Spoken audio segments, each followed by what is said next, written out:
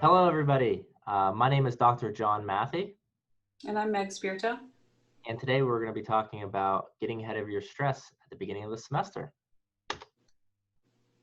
So, kind of starting off, what is stress? Uh, Stress is the body's reaction to any change that requires an adjustment to a response.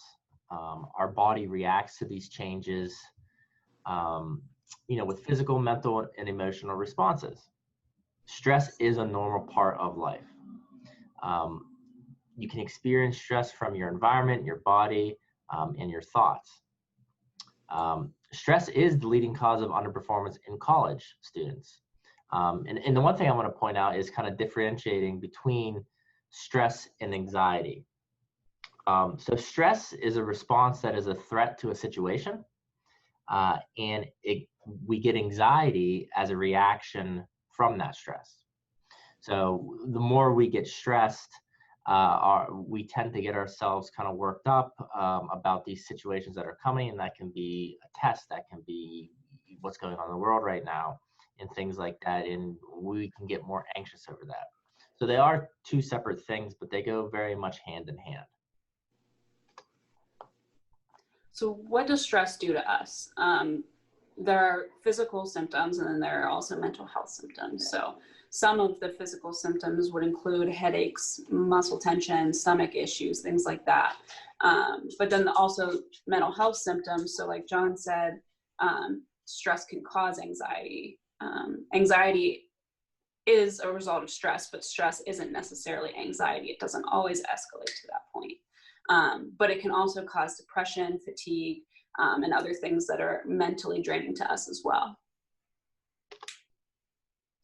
So what stresses do you face in college, right? And so we kind of listed out kind of the four important stressors that we have seen at the counseling center, from students when we're working with stress, um, and just their overall well-being. So academic stress, right? That is a very important one because you're all students, right? And depending if what you're doing as a student, if you're a student athlete, if you're in other extracurricular activities, um, the academic stress is always kind of that push to, doing well in your classes, meeting deadlines, and doing things like that. And it can be a very big toll on us.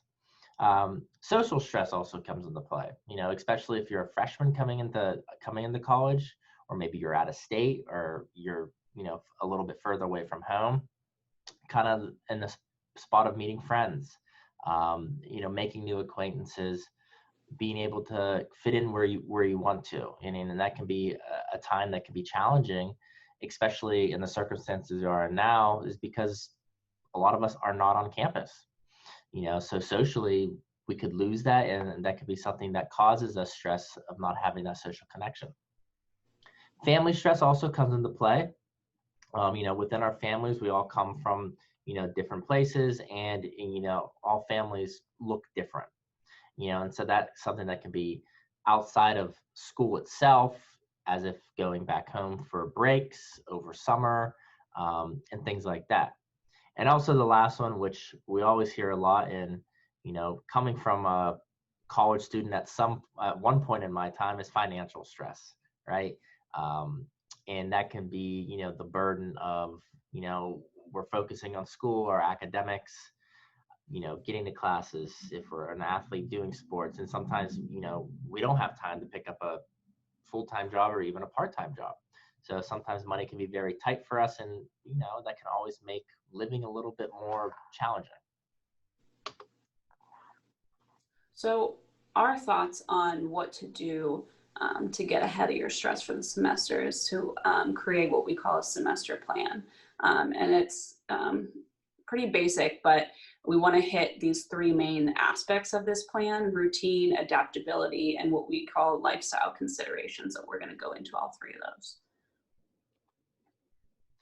So the first one, developing a routine, right?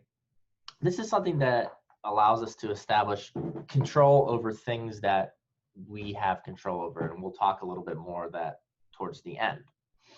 Um, but it also provides a consistency and a level of predictability that can reduce our stress.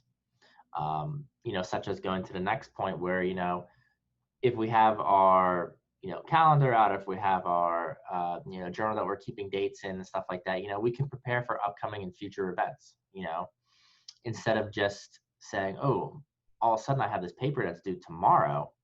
And now you're panicked and now you're all stressed out because you have other stuff to do, other things that you might have committed to, and now you have to write this giant paper. By having a way of being able to kind of write these things down and having this routine of being able to look to see when assignments are due, or look when you want to study for a test, or when you have a group presentation and you have to get together, it kind of helps us with making our routine and fitting things into our routine. And lastly, it also lets us, organize our schedule accordingly. So when having a routine, that might be something that, depending on when your classes are, you might have routines for Monday, Wednesday, Friday. You might have routines for the whole week. And this can be anything from, scheduling in what time you're eating lunch, or you're having a break to meet with friends, or maybe you're doing something for fun. And it's being able to have those and let us kind of put things where we want it, and kind of staying on a path where, we have enough that we can add more things in there, but more or less we're able to kind of know what's coming. And again, with the situation we're in right now, being at home, having classes on the computer, via Zoom and everything, we also always, we push students to be able to still create a routine even if you're at home. That staying in that flow of that, when things get back to, our quote unquote normal, we'll be able to kind of really jump back into, that face-to-face contact with people. And anytime we talk about routine, I think it's also important to mention adaptability. And so when we talk about adaptability skills, we're talking about abilities that allow you to fit the changed circumstances and the environment. And so specifically with your schoolwork, it means being able to change in order to be successful in new and different situations and work assignments. So we want to establish this routine, yes, but we also want to be prepared for those things that we're not prepared for, right? So being able to adapt and change in new situations is going to ultimately reduce stress, because yes, you know what's coming throughout your day, but it's also really important to be able to change that as it needs to change. So also going down, we talked about lifestyle considerations, right? And again, we're not here to tell you how to live your life or how to do things, but these are some considerations, that we do talk about with students that, we have learned over the years as clinicians, and just kind of, make, reducing that stress. So the first one, reducing our caffeine, alcohol, and nicotine intake. As I know, a lot of all college students have to have, want to have their coffee or energy drink. But being able to kind of cut down on that can really help, not having those maybe jittery feeling or anxiety that's just from the caffeine, right? And also with alcohol and nicotine, those are both things that at times feel like they can help, but by reducing that, you can see that there can be changes in just the demeanor of how you do things. Add in some exercise. And now we're not saying go out there to the gym 5 days a week. We're not saying, you have to, go out there and make a whole change in what you're doing. But, a lot of studies show that doing a walk around campus for 30 minutes each day can drastically reduce your feelings of stress, anxiety, depression, and there's just a lot of benefits to that. And like I said, it can just be a simple walk. It could be a simple, just kind of getting your body moving, really, to be honest. Getting on a regular sleep schedule, and that's something I'm going to put off because we're going to talk about this in the upcoming slides. Incorporate relaxation and mindfulness techniques. Now, that is something that as clinicians, we talk to with students and help them navigate through that. But these are also things that you can find very easily over on the internet. YouTube has a lot of great relaxation mindfulness techniques, videos, sounds, and kind of anything just to kind of get your mind in this headspace that's able to relax, calm you down. And a lot of those things can be, maybe before you start your day, before you go to sleep, during the day. And, there's a lot of different ways that we can incorporate those types of activities, like into that schedule. Other ones focus on what you have control over. And again, that's something that in a couple slides we will go more into. And the last one is talk to somebody about how you are feeling. That is probably the biggest one that really helps, right? And again, it doesn't mean that you have to come over to the counseling center and talk to a counselor. Yes, that can definitely help. However, talking to a best friend or a parent or, someone that is close to you and just kind of getting those emotions out there or just talking about that stress and seeing that, hey, this person feels the same way, and it's a very normal reaction to a lot of different things going on. So like John mentioned before, getting on a regular sleep schedule is something that's really important. So I want to go a little bit more in depth with that. So that's what we call sleep hygiene.